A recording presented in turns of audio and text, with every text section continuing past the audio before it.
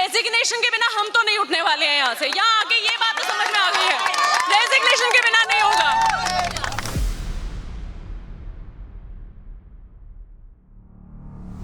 आप अभी रिजाइन ले दो, उसके बाद बिल पास होता है नहीं होता है वो बात की बात है। आपने बच्चों का, सरकार को जंतर मंतर पे आके बात करनी चाहिए कि हम चाहते हैं कि री इलेक्शन हो, हम देखते हैं कि कौन जीतता है कौन हारता है, हम भी देख लें कि क्या होता है क्या नहीं होता है। नमस्कार दोस्तों, आप देख रहे हैं DS4 न्यूज़ और इस वक्त हमारी मौजूदगी दिल्ली के जंतर मंतर पर है और ये विरोध प्रदर्शन पिछले 35 दिनों से चल रहा है और कांग्रेस जनता पार्टी ने वो करके दिखाया जो आज तक पिछले 14 सालों में नहीं हो पाया। आज जब हम आए यहाँ पर तो देख रहे हैं कि धरने पर जो बैठे थे, भूख हड़ताल पर जो छात्र बैठे थे, आज वो स्टूडेंट हट चुके हैं, मजबूरी थी। अब हम आज आते हैं, सरकार पीछे हटने को तैयार तो हुई, 3 मांगे थी, 2 मांगों पर सरकार मान गई, लेकिन आज भी एक मांग वैसे की वैसे ही है जिस पर कल सबकी नजरें निगाहें हैं। लेकिन आज हम छात्रों के बीच में मौजूद हैं। क्या वो 2 मांगों से सरकार संतुष्ट है, ये जानना बड़ा जरूरी है। क्या वो तीसरी मांग भी मनवा करके ही जाएंगे? आगे का प्लान क्या है, छात्रों से बातचीत करते हैं। क्या नाम हुआ मैम? निहारिका। निहारिका जी, कहाँ से आई हैं आप? मैं दिल्ली से ही आई हूँ। दिल्ली से ही हैं। अच्छा, ये जो 3 मांग थी छात्रों की, 2 मांगे सरकार ने आज मान ली है। भैया कौन सी 2 मांगे मेरे को बता दो। सरकार ने 2 मांगे आपको अपडेट नहीं है? मेरे को अपडेट है, आप बताओ ना। देखिए, 2 सरकारें ने मांगे मानी है। पहला ये कि जो छात्रों को, जिन छात्रों ने सुसाइड कर लिया, जो 20 छात्र थे पेपर लीक की वजह से, उनके परिजनों को 1-1 करोड़ रुपए का मुआवजा। एक मिनट मैं बताता हूँ। दूसरी जो बात थी कि जिस तरीके से सरकार ये कह रही है कि जिन बच्चों पर FIR दर्ज हुआ है उन बच्चों से FIR हम हटा लेंगे। लेकिन तीसरी जो मांग है कि हम जो इस्तीफे की बात कही जा रही है उस पर हम कल विचार करेंगे। तो क्या ये अपडेट नहीं? भैया पहली बात तो ये मोदी जी की जो रील आई है उसमें कहीं पे भी 2 मिनट की रील है, कहीं पे भी ये कहीं पे भी ये उन्होंने नहीं बोला है कि आज वार्ता के लिए गए थे ना CGP की तरफ। बात सुनो, कल रात को उन्होंने जेनजीज को टारगेट किया है ना, रील डाली। उनको पता है कि जेनजीज जो है वो टीवी नहीं देखते, वो रील्स देखते हैं। उनको पता है, उन्होंने जेनजीज को टारगेट किया है ना, तो उनका टारगेटेड जो ऑडियंस है वो जेनजी है। तो उन्होंने रील में कहीं पे भी ये नहीं बोला जो 25 लोग मरे हैं उनको मुआवजा मिलेगा, उनके लिए हम बहुत दुखदाई है। उन्होंने कहीं पे भी अपनी पूरी स्पीच में, पूरे 2 मिनट की रील में उन्होंने ये कुछ भी नहीं बोला, ठीक है। और उसके बाद ये बोलते हैं कि हम प्रोटेस्ट का समर्थन करते हैं। अगर समर्थन आप प्रोटेस्ट का कर रहे हो तो बच्चों के ऊपर, इनोसेंट स्टूडेंट्स के ऊपर लाठीचार्ज क्यों करवा रहे हो? कह रहे बहुत दुख होता है देख करके। अगर आपको दुख होता है तो आप एक बार आके बात कर लो ना, इस्तीफा लो ना लो, बात तो कर लो। बात करने से ही आधी प्रॉब्लम, 50% 70% प्रॉब्लम सॉल्व हो सकती है। तो आप बात क्यों नहीं कर रहे हो?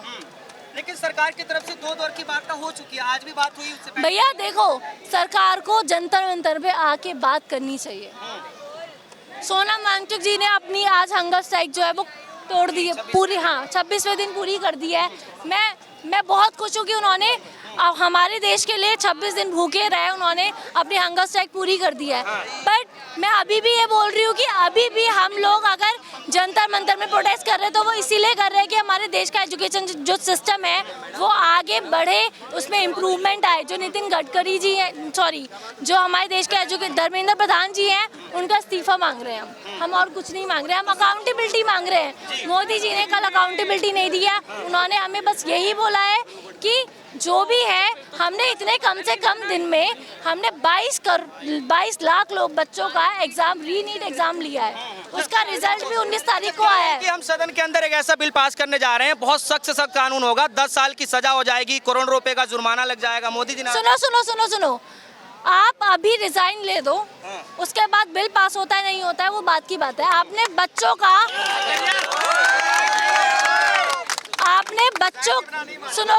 आपने बच्चों के भविष्य के साथ खिलवाड़ किया, बच्चों को दोबारा नीट का एग्जाम दिलवाया। हम चाहते हैं कि अब री इलेक्शन हो, हम देखते हैं कि कौन जीतता है कौन हारता है। देश की जनता, देश के यूथ का यही सवाल है कि हम चाहते हैं कि री इलेक्शन हो, हम देखते हैं कि कौन जीतता है कौन हारता है।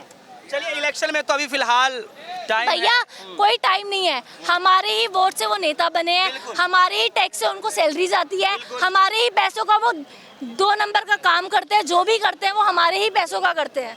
राम मंदिर उन्होंने हमारे पैसों का बनाया, चंदा में जो पैसा गया है वो हमारा पैसा गया है, उसमें जो 200 करोड़ का घोटाला हुआ है वो हमारे पैसों का हुआ है, वो किसी के पैसों का घोटाला नहीं हुआ है।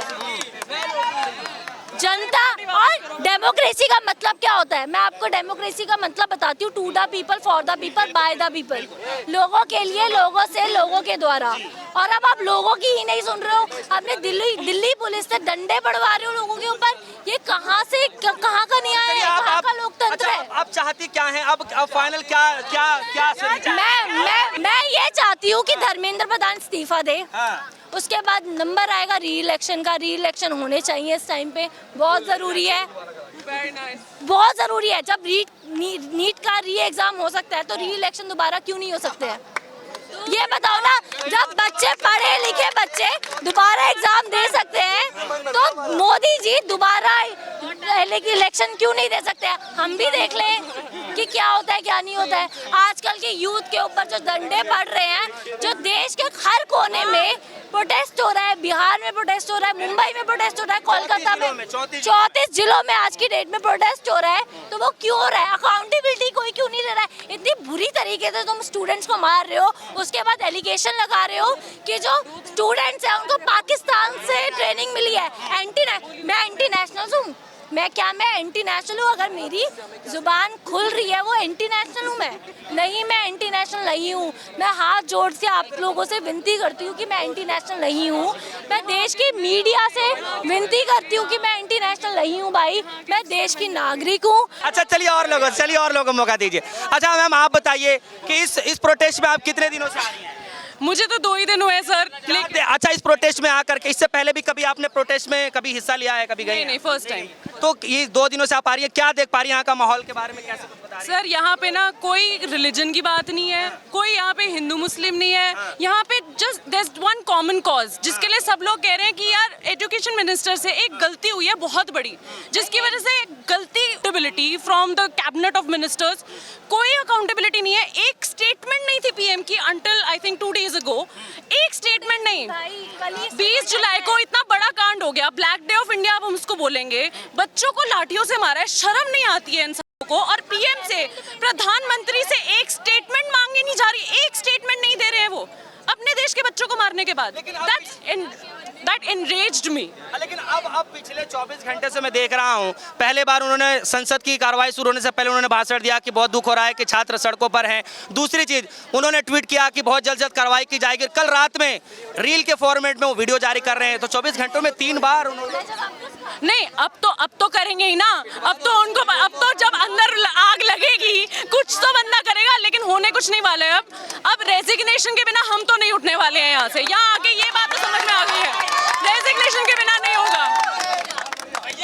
अभी तो हम अगर पहले धर्मेंद्र प्रधान जी आराम से रेजिग्नेशन दे देते तो हम यहाँ पे आज सड़कों पे नहीं होते। और अब तो क्योंकि धर्मेंद्र प्रधान आपके कैबिनेट ऑफ मिनिस्टर्स से बिलोंग करते हैं, आपने उनको एजुकेशन मिनिस्टर अपॉइंट किया, you are the PM, you should be held responsible. अब तो आप भी रेजिग्नेशन दो सर। और अगर हम सारे एंटी नेशनल है तो होम मिनिस्टर जी को बुला लो यहाँ पे। पहले तो इतने सारे एंटी नेशनल बोल रहे हैं आपके देश के बच्चों को, कहाँ से आ रहे हैं हम सारे टेररिस्ट? पाकिस्तान से।